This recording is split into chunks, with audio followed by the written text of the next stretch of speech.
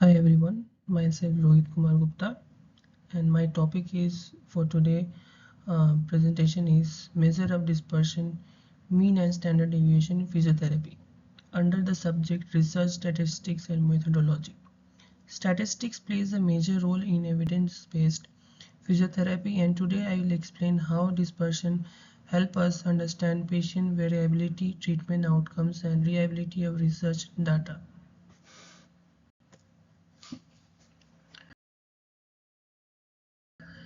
In introduction, in physiotherapy, patient response to treatment vary widely. To interrupt the variations, scientifically, statistically measured are used. So, measure of dispersion quantifies how data points like pain score or range of motion differ from the mean. It helps identify treatment consistency, reliability, and clinical effectiveness. Understanding dispersion allows physiotherapists to deliver personalized evidence-based care. So in this introduction, we can understand that in physiotherapy, every patient responds differently to the treatment. Some improve faster, some slower, and some do not respond much. To scientifically understand this difference, we use statistics. A very important part of statistics is the measure of dispersion. Dispersion tells us how spread out or how close together our data values are. And for example, we can say after 2 weeks of therapy, if all the patient have similar pain reduction scores, dispersion will be low. In some patient improve a lot of some very little, dispersion will be high. So dispersion help us judge treatment consistency and clinical reliability.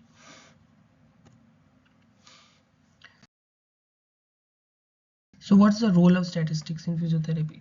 Statistics converts clinical observation into measurable evidence helps for physiotherapists. So it's evaluate treatment effectiveness, example, exercise, electrotherapy, analyze patient progression, quantitatively identify patterns of improvements or relapse. Dispersion analyze ensure viability, reliability of research results. It is the foundation of research methodology in physiotherapy. So by this slide we can understand that statistics is the backbone of research in physiotherapy.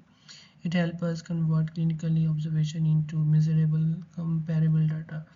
Through statistics we can evaluate treatment effectiveness, compare different therapy protocols, and analyze patient progress objectively. In research methodology, dispersion helps us to identify how reliable our data is. If the variability is low, we know that the treatment it is producing a consistent effect. If the variability is high, we need to rethink the treatment protocol and for the individual in the therapy. So what is dispersion? Dispersion describes the degree of spread availability of data set. It shows how far the data values are from average mean. High dispersion patients respond very differently. Treatment if inconsistency.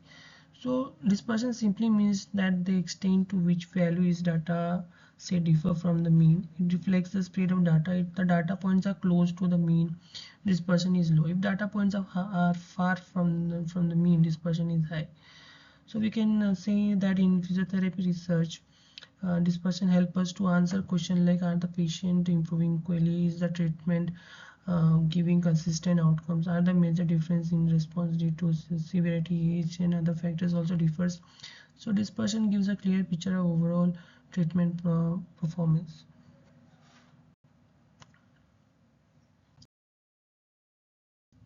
So what's mean deviation states? Mean deviation is the average of absolute deviation from the mean. It gives a simple measure of variability without considering the direction of deviation. So we can see the formula of mean deviation. Okay, it's there in the slide. So mean deviation is the average of absolute difference between each value and the mean. It shows how much an average each observation deviates from the central value. So in physiotherapy, mean deviation helps in understanding uniformity of patient improvement. For example, if we measure knee flexion, range of motion after 2 weeks, so of stretching therapy or weeks of stretching therapy, a low mean deviation is all patient gain almost similar range. In high mean deviation improvements was uneven. In simple words, low mean deviation consistent improvement will be there. So in high mean deviation, mixed or scattered improvement will be there. So in vast scale, there will be the difference which can we see in after 2 weeks of therapy.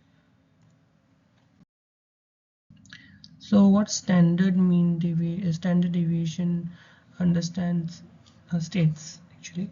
Standard deviation measure how much data value deviates from the mean value. It more precise and commonly used in clinical research. We can see the standard deviation formula which is there in the slide. So it's state that is very much important and widely used measure for dispersion in research. It indicates how much the data deviates from the mean in the numerical term. Standard deviation is more accurate than the mean deviation because it's considered squared deviation, giving more weight to the last difference. So in physiotherapy, a small standard deviation means most patients responded similarly. A large standard deviation means patient response varied widely. For example, we measure the muscle strength gain using a dynamometer after the strengthening exercises. A low standard mean deviation means the exercise program produce highly reliable improvability. So high standard deviation means some patient gained a lot and other did not, indicating the inconsistency. So comparing the standard mean deviation of muscle strength gain into rehabilitation techniques which varies low and high. So what's the application in physiotherapy? So we can see there is a chart out there in the slide and states that these measures are very useful in understanding the actual clinical outcomes. In pain management, dispersion of VAS score tells us how equally patient responds to therapy. In strength training, dispersion in MMT or dynamometer reading shows how effective and consistent the strengthening program was. In range of motion training, a low dispersion of flexion or extension angles shows uniform improvement in flexibility. In balance therapy, dispersion in stability index shows variation in balance control. This helps physiotherapists select treatment and provide more consistent and evidence-based outcome. So basically, it's very much for helpful in application physiotherapy. So what's the usage in the research methodology? So in research, measures of dispersion are essential for analyzing and interpreting data that help us assess reliability of the sample and the effectiveness and intervention. So dispersion also helps identify outliers patients who respond very differently from others. Standard deviation is used to calculate the variance, confidence intervals, effective size, and for comparing two treatment groups in clinical trials. Without dispersion, we cannot determine whether the change in data are meaningful or just due to random variability. So it is very essential to identify from both the groups what exactly the data is coming out, and by this we can decide what the data quality and the statistics that are telling which is reliability or not.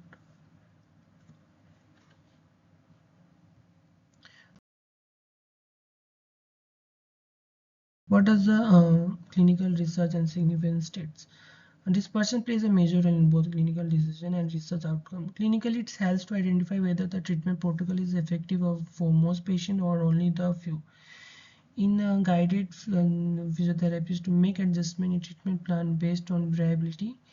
In research, it enhances the accuracy, precision, and credibility of study finding. It also promotes evidence-based practice, which is essential for modern physiotherapy.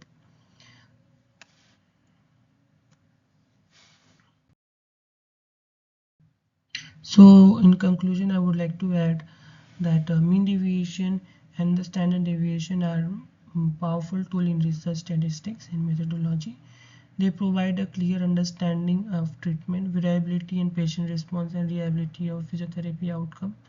Low dispersion means consistent, and while high dispersion indicates diverse response. Understanding this measure helps physiotherapists make informed, scientific, and patient-centered decisions. So, from my topic, we can understand that low dispersion and high dispersion gives significant result, and we can vary what are the exact statement and the data which are given by the using mean and the standard deviation. That's the difference between that I would like to show in this slide of of my presentation. I hope you liked my presentation. Thank you so much.